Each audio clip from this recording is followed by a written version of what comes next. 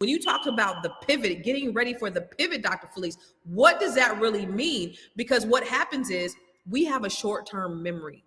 And so when we get comfortable, okay, everything's good, we start sitting on our laurels. In spite of that, what should we be doing?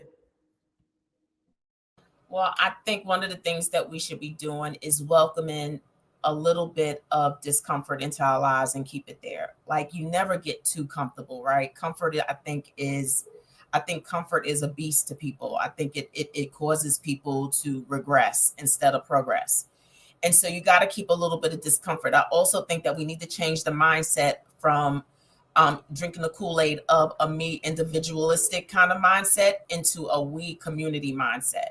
We are going to have to depend on each other in order to make sure that we get the outcomes that we need, just for ourselves, but for our children, because our children are getting ready to enter a world that we really didn't prepare them for. And they are our legacy. So if we don't teach them how to be resilient, if we don't teach them how to swim, we run the risk of becoming extinct. And so we have got to pass this on to a mindset about community, about helping each other, and then think about what it is we do still have.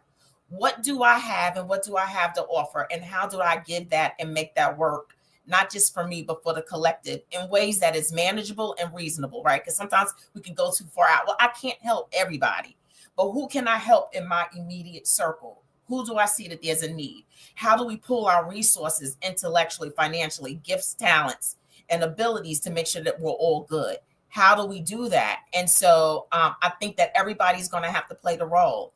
Our church, us, our communities, our networks. Like, how do we start pulling our resources together to make sure that everybody is okay? We got to start with the tangible needs. What does that mean? I got to make sure that you can eat. Because if people can't eat, they cut the food, right? Because they're getting ready to create a world of a revolution that's getting ready to happen when people don't think that they can eat and feed their families. We got to get these tangible needs met, because I can't even talk about mindset if you're hungry, right?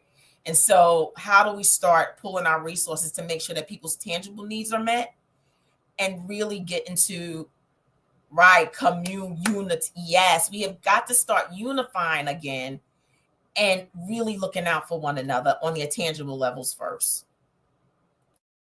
I love that. He said common unity, which is community. And I'm glad that you said we, because we've adopted this rugged, Eurocentric, individualistic mindset which is capitalism, which is America, which is white. We've always been a community-minded people. We are community in nature. We are communal.